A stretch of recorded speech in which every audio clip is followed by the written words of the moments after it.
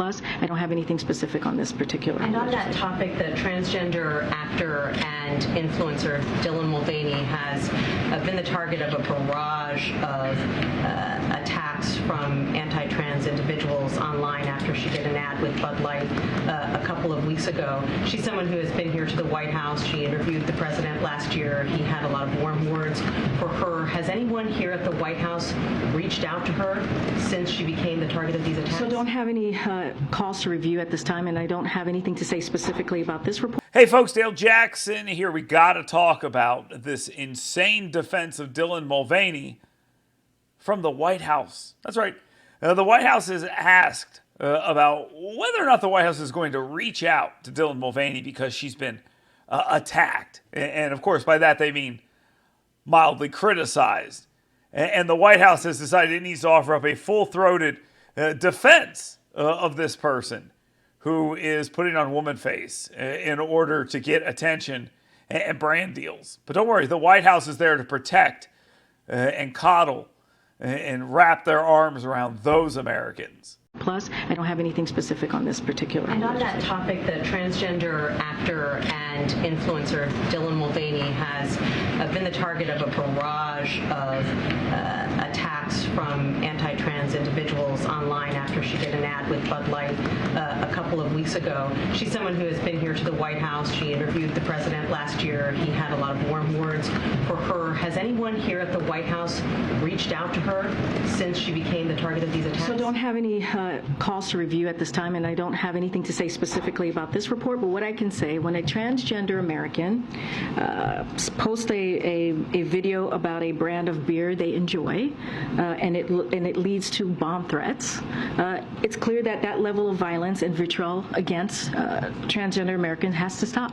And the president has been very clear. I just laid this out. The administration is going to do everything that they can to protect LGBTQI plus people who are under attack, and that's what we've been seeing across the country, especially in state houses.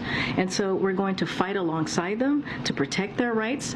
They should be allowed to be who they are, who they want to be, and they should be able to speak out against, and we should be able to speak out, and others should be able to speak out against hate and discrimination. But look, that type of dangerous rhetoric, that type of vitriolic language and violence, that needs to stop. Thank you. Again, mild criticism and mocking is not being attacked.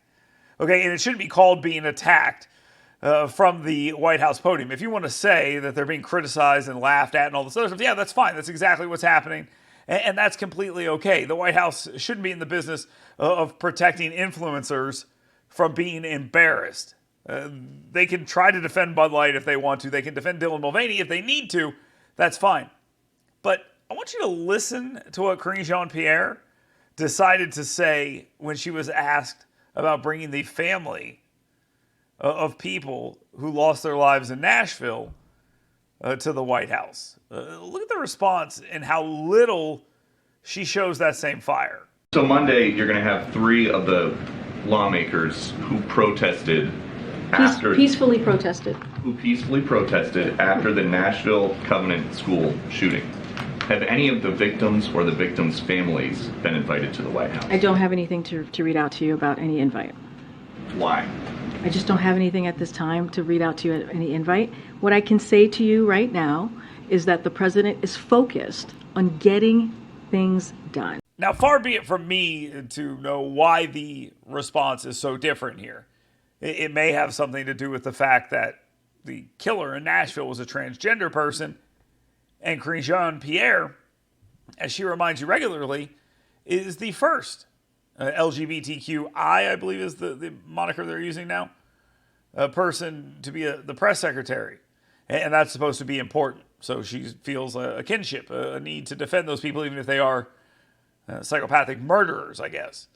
But there's a reason why people look at this issue and wonder why those on the left and in the media have gone so far to defend the indefensible, whether they are clowns or murderers. It looks like they're not taking it seriously. And when someone mocks somebody, we get this kind of stuff. Oh, there were bomb threats. Come on, guys. Let's try to be serious about this And if you would stop being so weird about the whole thing, maybe you could have a real conversation about it where we live and let live, but we say that if you're 12, we're not going to let you get gender reassignment surgery. That seems to be a relatively fair trade-off that we can't get anywhere near.